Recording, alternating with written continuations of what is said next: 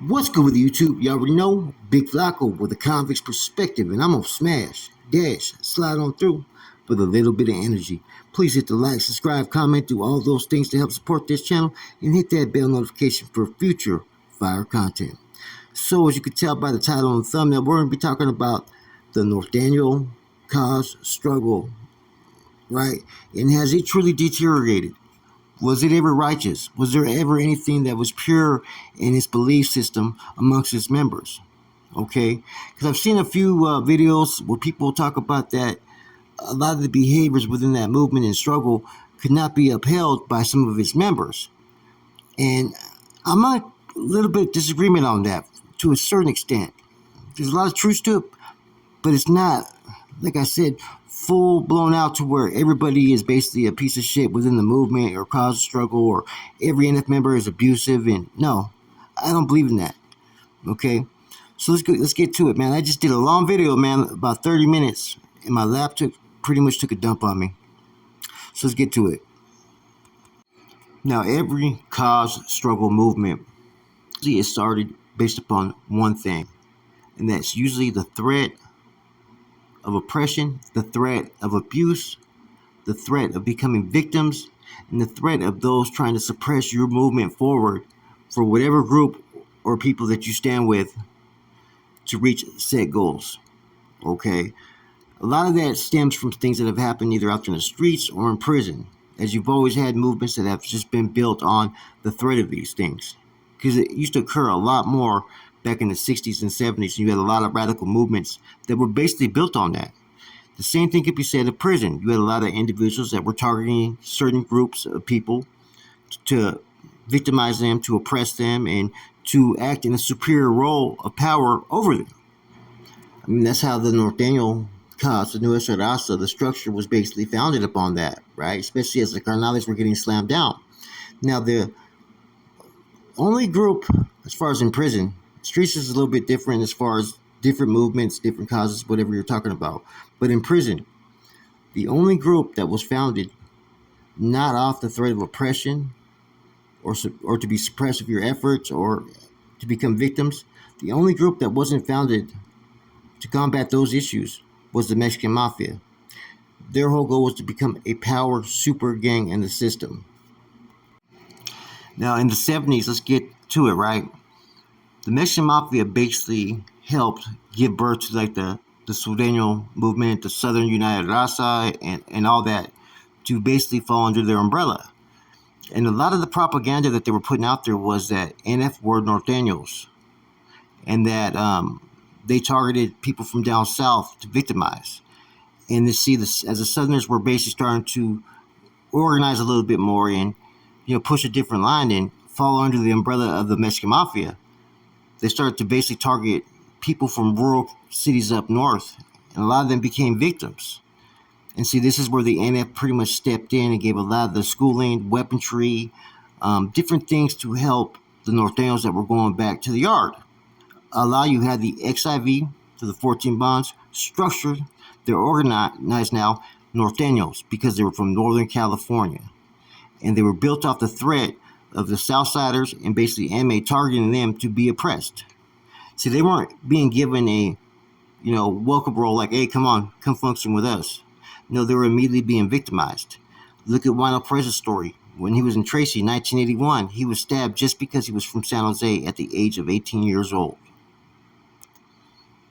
Now, as I did in the previous video, the NF started to focus their attention on helping the North, helping the Norteños. You had, a friend of mine, Hobo, from San Fran, who was in charge of all structure and all undercover NF members, who had an individual named Robert, London, right, who was from Sacramento, who was neither a Carnal or Norteño, but he was in charge, and he started to organize these Northerners and Norteños. And you had different individuals creating different educational aspects of it to help them out there while they were in Tracy. And then it started to basically be passed on to different environments. Now, that right there, helped give birth to a Norteño movement, right? But at the same token, they lost a lot of territories down south based upon doing this. Now, I've spoke several times about this, right? about where everything started to go wrong as far as within the Norteno collective. Okay, me personally, from 79 to about 97, right? The Norteño struggle was so real that there were so many different lives lost. There was battles being fought, and the ones that were fighting these battles were the Northerners in the Norteño Soldados. Okay, at that time you didn't have no Northerner or Norteño Soldado. You had basically you were a Norteño or you were a Nuestra Raza Soldado or structure. One side was political, one side was just gente, was the people. And you had older homeboys that were still present. You had a lot of homeboys that were on these lines that back then they would have turned SNY, I think a lot of them, if certain rigorous expectations were put forth on them. Every homeboy knew what time it was when it was time to get off. Everybody had their shoes suited and booted. Let's go. Okay? In addition to that, you had those that were, pushing that political line, the political agenda, and you had other homeboys that were able to do what was expected of them regardless of the situation. See, every yard was different. Back then you had about less prisons, so there was more homeboys on every yard where there was Norteños where they planted their flag. You could be up in Susanville where there was 300 Sureños and 250 Norteños. As years came by and they built more prisons, it started to spread them all out to where there would be less homeboys on these yards. See, back in the days, you'd have yards where there'd be like 300 Norteños, 400 Southerners, or even vice versa. And then the homeboys would not really have a presence in Southern California at that time, as there was a few prisons down south. But in the north, there was only a select few prisons where people could go. Once they started to build all these new prisons, right? Pelican Bay, Salinas Valley, High Desert, New Corcoran, Avenal, Pleasant Valley, the list goes on and on, right? When they started to build these prisons, it started to spread the Norteños who were already pretty much, either even or outnumbered in most institutions, right? It started to spread them out to different facilities to where, man, this yard has 6 yards on it. Avenal, this yard may only have 10 homeboys, this yard 15, 8, and you had lower numbers. And this was kind of like the theme in the 90s for the homeboys. You were lucky to go to somewhere like Solano or Tracy or even Susanville or Soledad, where the homeboys did have a presence and they did have an established household there. And depending on the environment where you're at was what was going to be expected of you. The HHPs were basically given to you verbally, yard policy procedures verbally. And the only time education and so forth was mandatory, or even tier reports or all that, was when you went to the hole. Out there on those lines, it was important to report things verbally to your channel, okay? But you weren't doing reports all day. Those were for those that wanted to be involved in it, which were the political figures, right? Nuestra Raza, or those associates. See, they had associates that were striving to become NR members, and at times they would be called like A1s in some locations, or they'd have different titles for them, and then you'd have the regular homeboys. See, some would just offer assistance from time to time, right? For the most part, it was the Nuestra Raza that would have to make sure everything would have to be put in place as far as the yard patrols, observation posts, pieces on the yard, and its associates. Those were those that were striving to be NR members. There was those that were obligated, right, to do this stuff, right? And then there was those that were striving to become, a member of the movement. And then you had the regular Norteños. And everything pretty much would work out on the lines to where you would have different people of rank and file, and you had some Norteños that were considered worthy because they were willing to make those sacrifices like they were an NR member, but never took that step, never wanted to get pulled or married, as we used to refer to it back then. And the NF's involvement played a limited role in these main lines because there was no NF members out there, okay? And on the streets, it was the NF would take care of its own business too. Look at the 1992 indictments. All that was the NF was taking care of business with their own manpower. You had a few NR members that were assisting, but see, even as an NR member, it was very limited to who would be, worthy to function with a regiment, because there was a lot of things at risk at that time. And during these times, the struggle did exist. The cause was there. Whether it was administration or the Sureños or even the whites who wanted to try to oppress the efforts of the homeboys establishing themselves, the struggle was real. I mean, there was homeboys being sent down south getting fucking hit. fucking hit the yard, and next you know they're getting stabbed. I know of 2 people went to Calipatria, got hit. What's his name? Smiley from North Highlands, and Cornell from 22nd Bryant Street. I know homeboys where they went to yards to where they were told they had to put their shirts on or cut their Mongolians. And those homeboys would end up having to fucking respond by getting off. They'd be outnumbered 10 to 200 on these yards sometimes, right? The struggle was real. I myself was in the hole to where every Southsider that was there would deliberately disrespect me, try to throw piss at me, water, talk smack, all kinds of shit, man. See, there wasn't no respectful rapport with any of these groups. And this is what gave life to us, as far as, I'm speaking us as past tense when I was involved, Nortenos and Northerners and bros, whatever you want to call it, standing forth a united front against these individuals.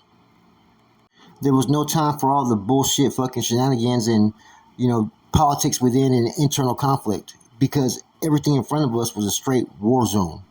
And it gave less likely for people to create problems or to rock the boat, as we used to say. The hate was real and the hate was mutual. Okay? Now, in addition to that, the structure went through some changes. Okay? They started to use the Nuestra Raza title around 90-91 more. Okay? Before it was more structure. And they had a cat system. Now they got rid of the cat system and they had a new rank and file with the chain of command being in Pelican Bay for the Nuestra Raza. They had the NRC, Nuestra Raza Council, which you had Lalo from Parlier and Pizza from fucking Stockton. Then every block, Nuestra Raza administrator. And you also had a few NTs, right? The administrators would also, the NRT, which overseen a lot of the educational curriculum and changes within the mandates, also used to do a lot of the investigations for the NR movement. But the whole time, the NF had their hands on it. Both Pizza and Lalo were undercover Cs, so the NF had their hand on the NR the whole time. Now, also the different changes, they had the Bond 13 was one of the changes. They had created an emblem for the NR, the eagle with the Bible, with the dagger and the sombrero, right? All symbolizing the Nuestra Raza. The 7 phases or fundamentals to a Nuestra Raza member's training was also implemented. So there was a lot of changes, right? And on these main lines, you had those that were entitled to this information, which would have to be a hermano who made a commitment to being a member behind the wall and representing the Nuestra Raza struggle. The bonds and formats were basically the direction. The format was for an introduction into what an NR soldado's responsibility was and what the struggle was. The bonds were the bylaws, pretty much the ones that provided due process and protected every soldado. And as an NR soldado, you not only had to protect yourself, but you had to protect your people. Okay? Now, there was no gray area to these bonds. They were black and white, and they were to be applied the way that they were written. Now, as all this was going on, the Nuestra Raza became strong. I think they had up to like 700 to 800 members, and I think the NF maybe had 90 to 100 at that time. Okay? Now, there was also a lot of rumblings. Certain locations, you had NR members that were abusing their authority. Okay? You also heard about certain NR establishments that were having regiments out there or chapters out there in the streets that were operating like regiments. Now, that's where the talks around 95 began about dismantling the Nuestra Raza, because they figured that there's only room for one organization, in the Nuestra Raza, which was only supposed to be a cause and movement, became its own entity in a sense. They had to shut it down. Now, as the NR goes through the process of being dismantled, there was different reasons that were being given. One was that a lot of them were abusing their authority and whatnot, and that Nortenos were being held accountable for the Nuestra Raza bylaws without understanding them. Now, in some situations that was true, okay? But in a lot, I think it was really overplayed. I think that was more along the lines to create an excuse, because in general, yes, there were some degenerates on these yards and bandidos, right? But there was also a lot of good hermanos that were sticking to policy and procedure and were upholding their own more than they were Nortenos. And see, that was the thing. How could, you have to uphold the bros and hermanos on a higher level than the Nortenos, yet the Nortenos wanted to be treated equally within the chain of command capacity. That just wasn't going to happen back then, okay? Now, you also had dudes that were using drugs and whatnot, and like I said, They were using their positions to personally benefit. Like they would recruit individuals from their own hoods just so that they would have a fucking wall. If anybody went there, no one could dispute their authority. In addition to that, right, there was some that Nortenos that were becoming victims of certain situations, right? But to be honest with you, I think that's overplayed as well. I think there was a lot less of that because a lot of times those that tried to involve themselves usually were in trouble for doing something and they didn't want to be held accountable for it. See, at that time, like I said before, everything was done more verbally. You know what I'm saying? These are the policies, and they were very simple depending on what type of yard you were at. If you were in a yard where it was straight war zones or potential, there would be different enforcement of different procedures or different involvement from different manpower. You know, and a lot of times manpower would already have their hand raised because they knew the importance of it, especially the OGs. There was OGs on the yards back then in their 40s and 50s, big old bro shots and stuff. Been through the wars of the 80s and 70s, right? They were there, okay? Now, as soon as this new program changed, which was the salutations filter, right, which came along same time as El Norte Law, the red on red, and these different policies they were enforcing, it kind of changed the dynamics of how prisons were running for years. Now the Norteños, right, were being called Northerners. The Hermanos and Bros were being called Norteño Soldados, right? And what happened is the Norteño Soldados were obligated to the movement. The Northerners were now responsible. Therefore, they had to have the understanding of the bonds, the format, and there was a new participation by mandate. Now you had such strict, rigorous guidelines being enforced upon the people, it was different. Now, these are dudes that have been doing this since day one, and now they're being told they have to do this and do that. And see, that's where a lot of things went wrong. You know, you can't force your will upon your manpower, such rigorous, you know what I'm saying, expectations, and expect everybody to sit there and just comply. And for the most part, they had a system that was working. Yes, there would be a few complaints here and there, some of them justified, but a lot not. Now, as all this is going on, not only do you have CDCR opening up special programs and then SNY yards, you also had some groups that were being formed like the New Flowers and the Northern Riders.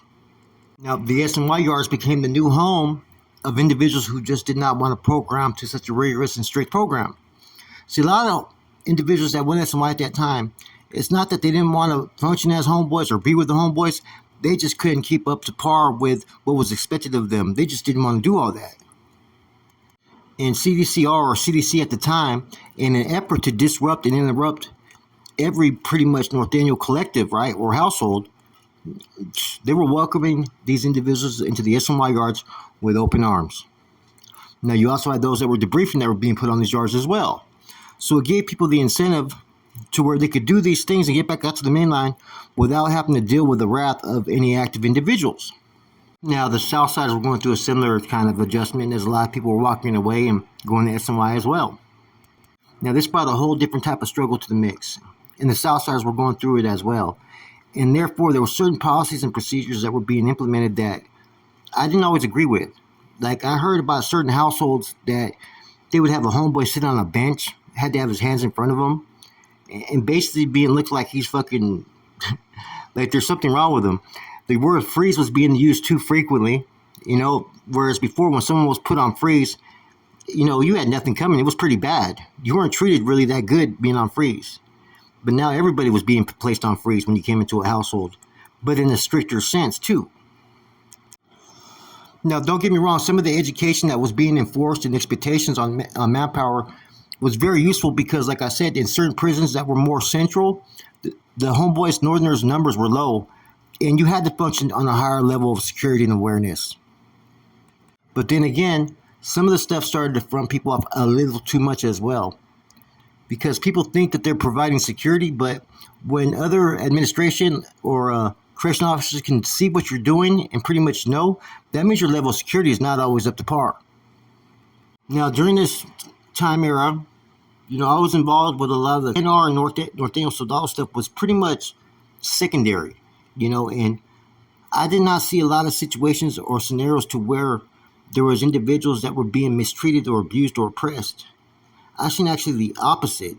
Some of the stuff that I hear today, I didn't witness, you know, so I kind of question to what magnitude did stuff really happen.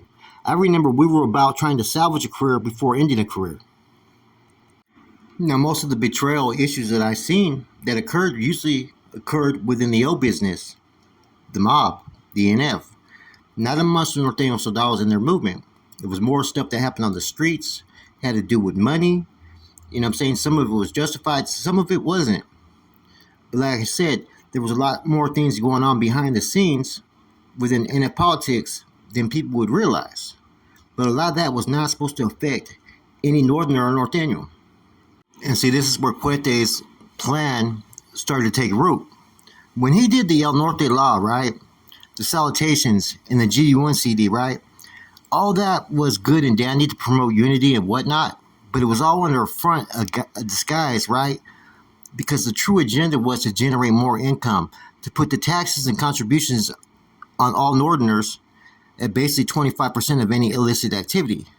Whereas before, Northerners and Norteños did not involve themselves in regiment business. You'd have to go on probation to even assist a regiment. Now you had people who were open to working with regiments or being told they had to work with regiments based upon the fact that they were just a street gang member. And see, that brought in a lot of different individuals into the mix. Some were ready to be involved in the old business, others that weren't ready. And that's when you started to see a lot of the betrayal and disloyalty is when the people involved themselves in regimental affairs or activities, whereas years before they didn't. And that's when they crossed that threshold of being NR members on the, in the system and just pushing for the cause and struggle to now having involved themselves in activities on the streets. In addition to that, you had certain main lines, right, that did not have competent soldados. They either were young as insoles and didn't have their education, or they just didn't have really vague education. They were Northerners. And so there would be BNLs that were coming from places like Avenal, Susanville, and different locations, sometimes attached with IRs and whatnot. But a lot of times when we'd get these, we couldn't acknowledge or honor them. Okay, we'd use them as cross-reference. So there was dudes that thought that they had no get-backs that were being deemed unjustly, right? Not knowing that even though their names were on a BNL that was coming from that institution, they were not being looked at as honored. Every name would have to be fucking researched and investigated. For instance, MC's murder, right? And then Copas and his squad, and you know what I mean? That right there caused a lot of conflict and a lot of individuals fell out just over that issue. The deep facility dilemmas, a whole nother situation, right? Where two carnales were going at it. Okay? Wino from Oakland, the squad that he had and regiment he had in Modesto, every one of those individuals was deemed no good because of Wino. But when it came to stand within the confines and protocols of the Norteño movement, there wasn't a lot of abuses at that time. There wasn't a lot of betrayals. There was those that existed from time to time and case by case, but I can't denounce or put labels or titles under the Norteño movement and its members because there wasn't a lot of stuff that was happening that wasn't salvageable or people weren't given their due process. It was only when it crossed over into the areas of the NF and NF affairs or business that people started to get crossed up more and more. And the people that were causing more turmoil and then conflict as far as for the Norteño and its struggle was that within their own circle. It was no longer the opposition. It was no longer administration. It was more in the circle. Internal politics, making waves that were unnecessary, becoming a detriment on functions. Everything that pretty much occurs within Bomb 4 was starting to be seen on a lot of these yards because people did not know how to play their positions. Okay? You have certain carnales that would abuse their authority. Huicho Gonzalez, Lencho, you know what I'm saying? Caja Rodriguez. These were your typical C's that would, if they liked you, you were in good, but if they didn't like you, they were going to try to find a reason to deem you no good. And they would at times be tyrants or abusive.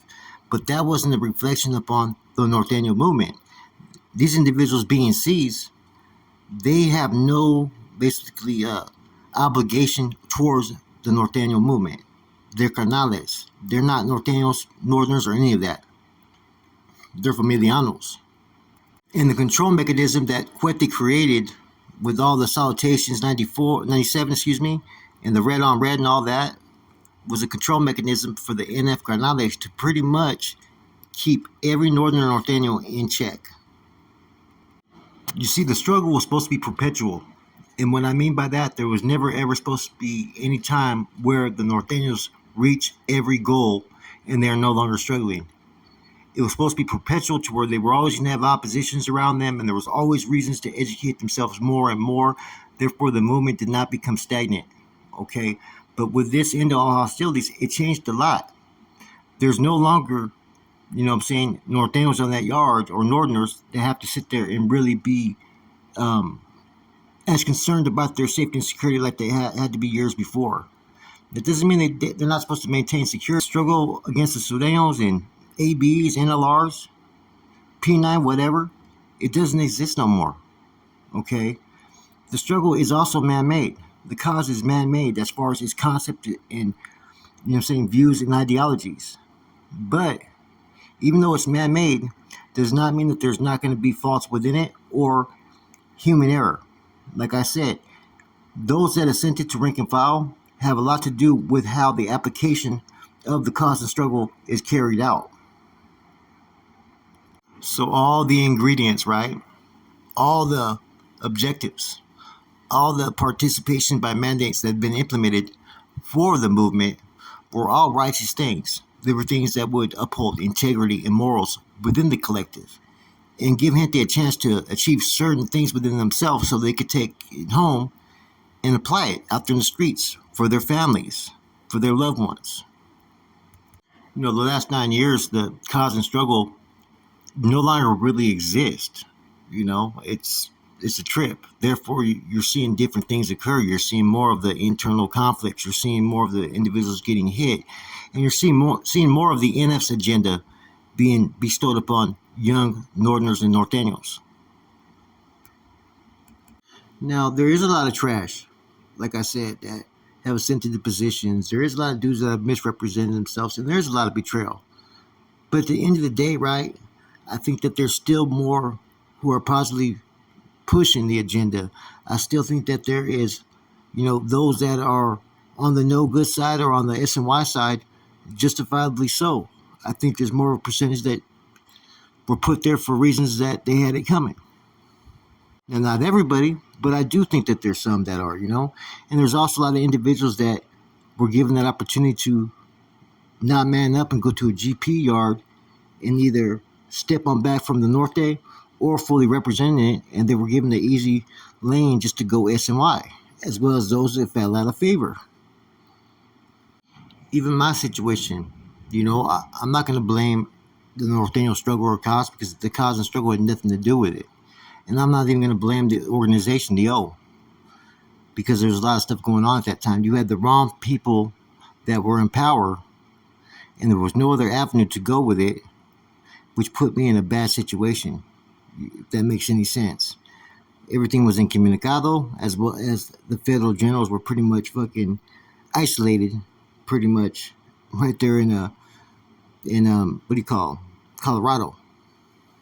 Henceforth, the same things that made the Norteño struggle and cause such an honorable thing to strive towards, right, is the same thing that basically people have turned their back upon. You know, before it was about righteousness to protect the people, to plant your flag, and to secure, educate, and establish, and to be within a branch union that everybody functions parallel and up to par with each other. Now it became all about financial gain, what you could do for the next big homie, how you could help him. You know, there's people that will do almost anything just to be on one's fucking SB squad, you know what I mean? And it's kind of just shocking that just like that, all the things, the morale behind the people's beliefs and the ideologies has basically supposedly still be there, but yet actions show a whole different route in which how people are pursuing the cause and struggle today. It seems that the cause and struggle, as many of us from the past that lived it know it, no longer exists today. It's more along the lines about monetary purposes and gains, running the yards, running the drug trade, all different rackets. And very little do you get to see people who get to self-care for themselves and acquire the skills and tools in order for them to succeed when they hit society. You know, the whole goal of establishing these yards for the people is so that they can acquire different skills and tools and traits that they could be better men than when they enter prison. So I don't let my personal experience, right, you know, the fucked up situation and stuff that occurred, right, I don't let that influence me or pass judgment on others that are still pushing that line for the right reasons. Now, there are some that are bad calls, but not every story that we hear is actually a bad call. You know, people need to take accountability, responsibility from time to time, and not always complain that, oh, the homeboys did this or the homeboys did that. A lot of times you need to dig deeper, and you can find out a lot of times where people went wrong and the decisions that they made that led them to being held accountable. You know, the biggest mistake I've seen those within the lucha was this: is some of them tried to operate in the capacity like they were a carnal when they were not. You're a bro. You're an NR member. You have a responsibility to the movement. Your authority is only that of the laws. That is your ultimate authority. Your supreme authority is that of carnale for higher process review. And even some carnals will bypass making decisions if they truly know that it's not within like their jurisdiction or knowledge to do so. You know, that happens a lot of times in a lot of these young C's careers where they start to overstep their boundaries and involve themselves in everything that goes on around them instead of learning what it means to be a C. So the cause and lucha, the struggle, you know, there's still those that rightfully would love to pursue it in the right terms, in the right lanes. It's just that things have been so out of whack and out of sync since the end of all hostilities. With everybody in these lines getting along, the struggle and cause, it really don't exist in the initial terms, but the struggle does exist, but within its own people nowadays. Right is right, wrong is wrong, and too often people allow one's standings, right, or ranking, they a lot of times succumb to their authority, even knowing that the decision that's being rendered is wrong. Like I used to tell people, the biggest obstacle that the gente have always had have been establishing carnalismo within its rank and file and within its foot soldiers. Because when you have that carnalismo, that unity, nothing can infiltrate that. Whether it's internal or external sources trying to infiltrate and trying to cause damage or trying to cause fucking a ruckus. You know, Bound 4 was really important in identifying those type of individuals.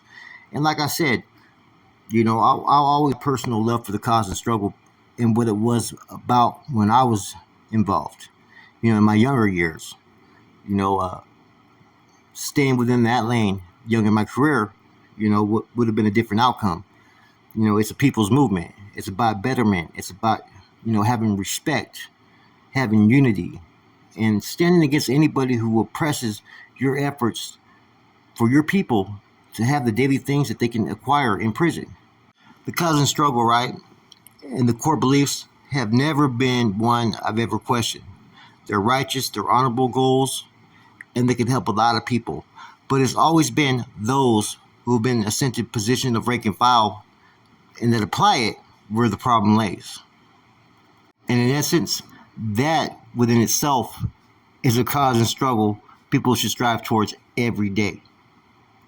And also bear in mind the cause and struggle of the Norteno movement was never about gangs or any of that, man. It was about becoming a citizen, getting your freedom, and coming home a better man. That's been forgotten. But for me to cast the movement and cause in a negative light just because I've had my issues with a person here and there, I'll never do that, man. You know what I'm saying? Because I know it's helped a lot of people. With that said, it's your boy Flacco, a convict's perspective. Keep pushing, keep pulling, keep striving.